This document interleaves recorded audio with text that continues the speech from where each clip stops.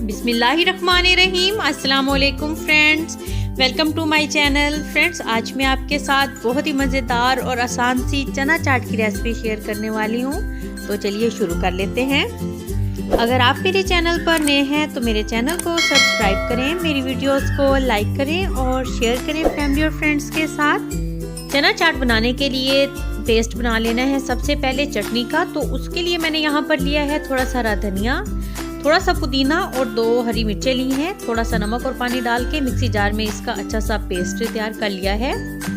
तो अब 1 बाउल दही का लिया है, इसमें जो हरा पेस्ट तैयार किया था वो डाल देना है। इसमें तकरीबन 2 चम्मच मैं डाल रही हूँ और अच्छे से अब इसको मिक्स कर लेना है। इसकी अच्छी सी एक चटनी तैयार करके रख लेनी है। तो ये हो गई।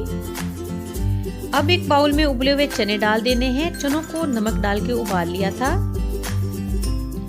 और इसके बाद अब इसमें उबले हुए आलू डाल देने हैं। ये मैंने लिए हैं 2 मीडियम साइज के आलू उबले हुए और 3 चम्मच बारीक कटा हुआ प्याज, 2 चम्मच बारीक कटा हुआ टमाटर डाल दिया है इसमें। और अब इसमें 2 हरी मिर्चें डाली हैं बारीक काट कर।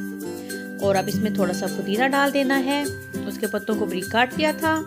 अब इसमें शामिल कर दिया है 1.5 चम्मच चाट मसाला और जो फिर चटनी तैयार की थी पहले वो डाल देनी है। ये आधी मैं अब डालूंगी, आधी मिक्स करने के बाद। तो बस इस तरीके से आप चम्मच की मदद से अच्छे से मिक्स कर लेना है इसको।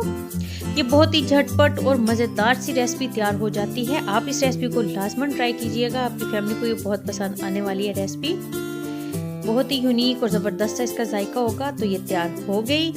तो अब मिलते हैं न्यू रेसिपी के साथ। अल्लाह हाफिज़।